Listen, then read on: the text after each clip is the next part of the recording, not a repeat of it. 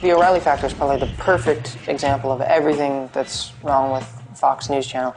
You have stories that are selected primarily to upset liberals and Democrats and prop up the Republican Party. You have a hostility towards guests that disagree with the host. And you have a host who, in service of his conservative politics, will distort facts, will misrepresent things, and will, in some cases, just fabricate.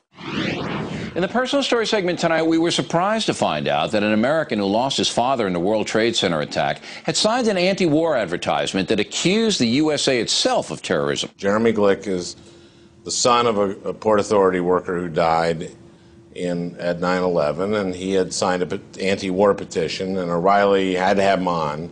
And they were so persistent about getting me on the O'Reilly show because they found out that I was on the advisory board and signed a statement that was against the war, and then I was directly impacted by 9/11. The success that I had on the O'Reilly show had to do with just practice and preparation.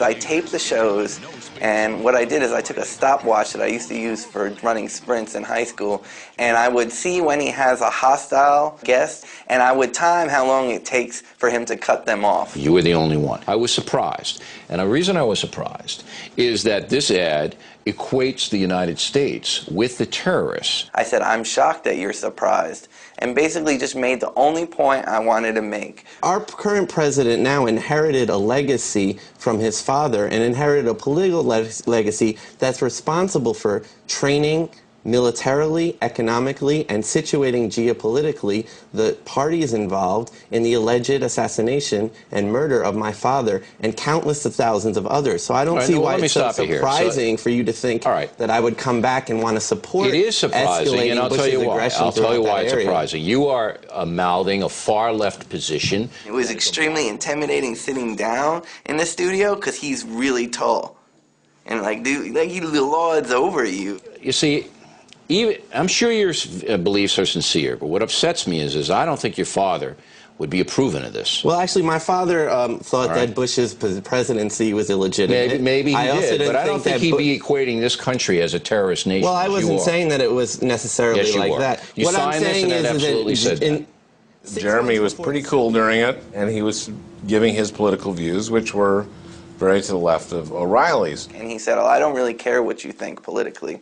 And I said, obviously you do care, because A, you brought me on the show, and B, I told him that he uses 9/11 and sympathy with the 9/11 families and the lives lost to rationalize his narrow right-wing agenda. You evoke sympathy with the 9/11 families. That's a bunch of crap. So I've done more for the 9/11 families, by their own admission. I've done more for them than you will ever hope to do. Okay. So you keep your mouth shut when you see me exploiting those people. You're not representing and I never represent you. You know why? Why? Because you have a warped view of this world and a warped view of this country. Well, explain that. Let me give you an example. I'm not going to debate this with you. Well, let me give you an example of parallel experiences. On September 14th. Here's the record. All right. You didn't support the action against Afghanistan to remove the Taliban. You were against it. Why would I want to brutalize and further punish the people in Afghanistan? Who killed your father? The people in Afghanistan didn't kill my father. Sure they did. The Al-Qaeda people were trained there. The Al-Qaeda people? What about the Afghanistan? See, I'm more angry about it than you are. So what about George Bush? What about George Bush? He had nothing to do with it. The director, senior, as director. He had nothing to do with it. So the people that trained 100,000 mujahideen who were extremists. I hope your mom isn't watching this. I hope your mother is not watching this. It's unfair for O'Reilly to evoke both my mom and my father in the interview, especially when I wasn't. You know, I mean, my mom is a grieving widow for a prematurely, of a violent, horrific turn in their lives. My dad was only 55. They were working people, working class, middle class. Like, they were not retiring for a while. And their life is basically destroyed. Their life together is destroyed, and destroyed in circumstances that I wouldn't wish on my worst enemies, including Bill O'Reilly. Because you. That's it. I'm not going to say any more. Okay. In respect for your father, September 14th, do you want to know what I was doing? Shut up. Oh, please don't tell me to shut up. In respect for your father, who was a Port Authority worker, a fine American who got killed unnecessarily by barbarians. By radical extremists fine. trained by All this government. Respect not for the him. people of America, I'm not the people, the ruling class, the small minority. Cut his mic. I'm not going to dress you down anymore, out of respect for your father. We'll be back in a moment with more of the Factor. We're done? We're done. You see him gesturing to security guards, and then came the after-film performance. After they were off the air, he said to the kid something to the effect, "Get out of my studio before I f***ing tear you to pieces." So Jeremy, and I've talked to him since, actually went to the green room to get a cup of coffee.